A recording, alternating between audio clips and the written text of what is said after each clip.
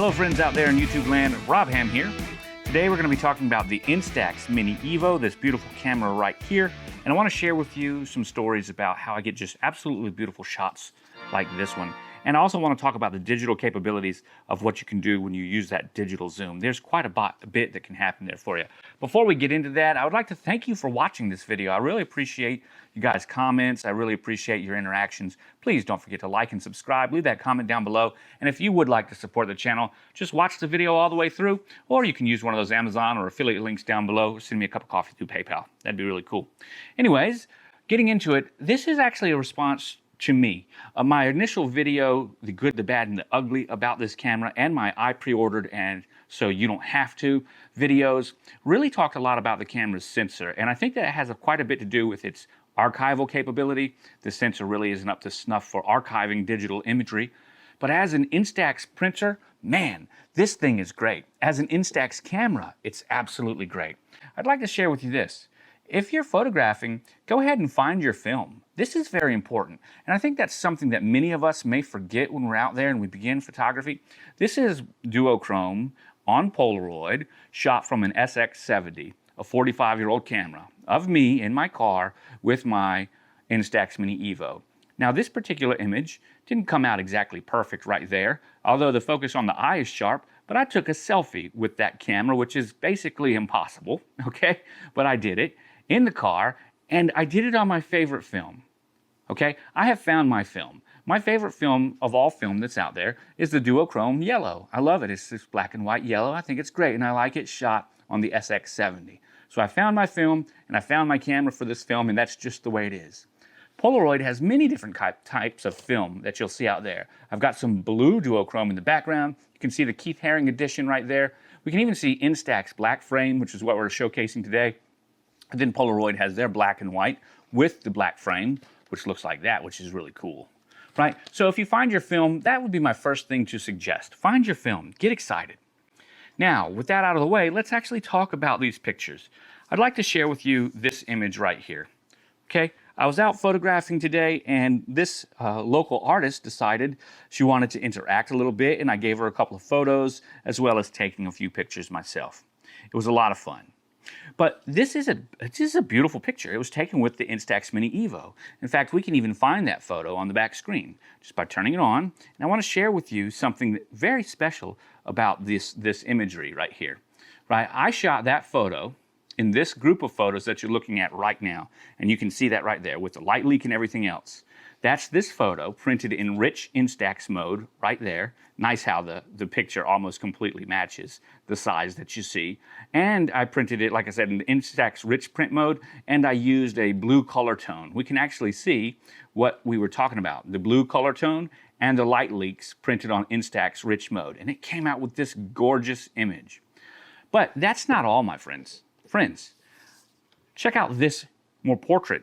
This is easier to recognize as an actual portrait right there. Check this picture out, right? Does anybody see anything similar? It's the same photo, my friends. All I did was choose to print this picture rotated and zoomed. Now that's something that you can do after the fact, and I'll show it to you right now. We go into our menu right here, we go down to Image Rotate, and then we just rotate this image. I went left and right, but you get what I'm saying. We're rotating this image now. So there we go. I click OK to confirm. Now I press up. Pressing up allows me to zoom in to the desired zoom level that I want. And now when I press right or left, I can actually scale and move this picture around. So now you can see where I got this image from. Okay? All right. Now that's not something you will be able to do on any of the analog cameras, the analog instant cameras, but you can do it in camera right here with zero loss of quality. This is something that's really important. I mean, this is kind of game-changing if you think about it. I find it to be absolutely excellent. At my own looking at this, as close as I can get, I see no pixels, I see nothing, it just looks beautiful. And the ability to add these in-camera effects kind of makes it like a very special or unique photo. We can't edit it afterwards with effects or colors or anything like that. We can crop it and zoom like we showed, but that's it, that's the photo. So this shot took me using this camera in many different situations and choosing right off the bat, just like any other type of photographic choice I would make it, I had to choose these settings for these photos, or for this photo. Continuing that conversation, this was another shot. This was the shot that actually got this artist right here interested in taking a picture and being a part of it. In fact, if you look right here, I gave her the Polaroid Go. I was holding on to my Mini, and or my Mini EVO, and we took a picture of one another. Now, in this instance, the Go didn't produce as good of a photo, but the background is still nice. I like the blue skies. And there are some things that we could do, but that just shows the difference between the types of cameras and the difference between the ease of use in the cameras.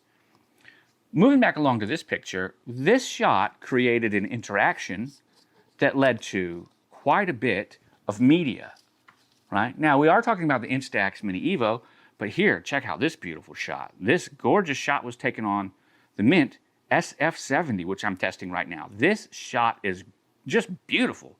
And she really liked that SF70. But that was very intimidating for her because it was a big old camera. But that tiny little Polaroid Go and this nice little FUJIFILM Instax Mini were things that she wanted to talk about, to get her hands on. This is just one instance, right? But that's not the only one. Here, portraits of my family, my grandmother, my kids and I at a local restaurant slash gas station, and my sweetheart and my grandmother right there. These shots right here, they came out great.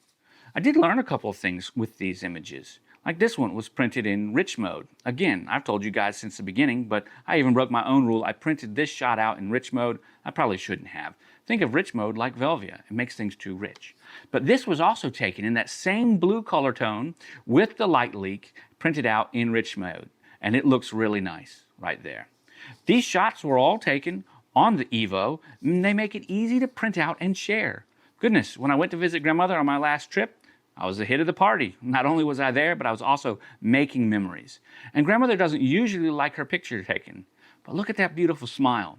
All because of an instant camera. She was able to see it right off the bat, and it looks fun and inviting. Let's move on over. Landscapes is something else. Now, using this camera with landscapes was a little bit more difficult. There was quite a bit of mist, as we can see out today. This is from the pylons and the rocks, the jetty at Rudy Inlet. I'm looking south over the inlet to the other side to Croatan from Grommet Island Park. Really cool, and this is the jetty out there. The water here is the inlet, and look at this.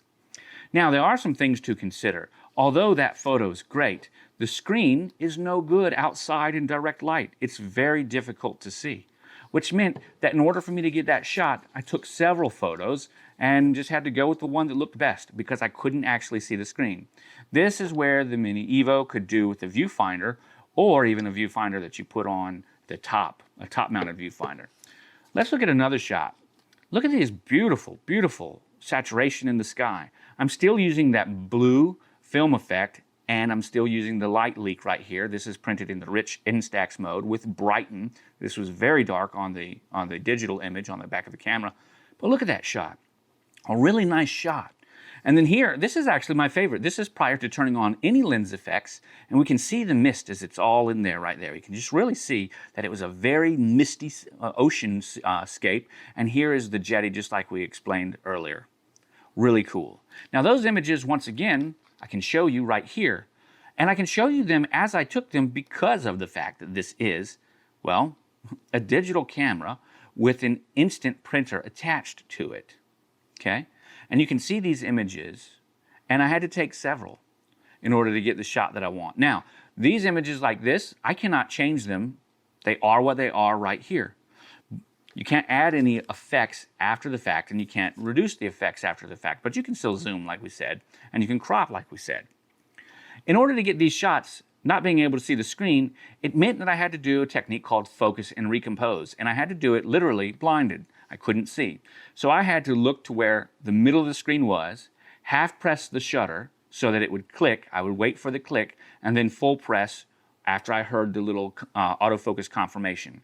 We've got some problems with that though. When you're trying to get focus in a backlit environment shooting into the sun, it's very difficult for the camera to do that. So you'll have to keep that in mind. As you can see, a couple of those were out of focus. But here we go again. And if we want to reset this, it's just as simple, once again, as going to our menu image rotate, selecting the image that we want to rotate. I keep pushing the wrong button. And there we go. We're selected there. And now to zoom out all the way, we press in and then all the way out, up, then all the way down. So now we're back to the original photo. So guys, I got to tell you, that's one of the reasons I feel like this camera is kind of underrated. It's because it's got quite a bit of capability.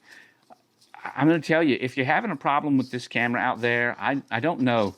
I don't know what to tell you, because I'm just not. And it's not that I'm some kind of master photographer. Of course, I'm a wedding photographer. I deal with cameras all the time.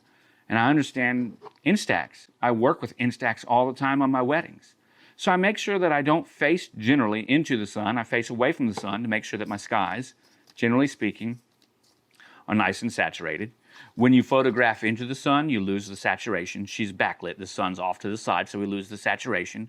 We also needed flash. So I had to brighten this image in camera up to 1 stop brighter, and then I had to add this little flash right here. You might not think that it helped out a lot, but it absolutely did, and I had the flash on the camera.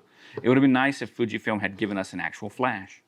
But these are just a couple of the tips that I've got for you when you're photographing. Something else with this camera, make sure that because everything's going to basically be in focus, make sure that your background is really far so that it can kind of give you this idea of depth, even though it doesn't show depth of field. This is all very much in focus, right? Or make sure that your background has something in the foreground to break it up from the background, midground, and foreground. That'll help as well. When you're on an inside environment, make sure you turn all the lights on, because instant film needs quite a bit of light. And you can see here that we could have done to have a little bit of extra light.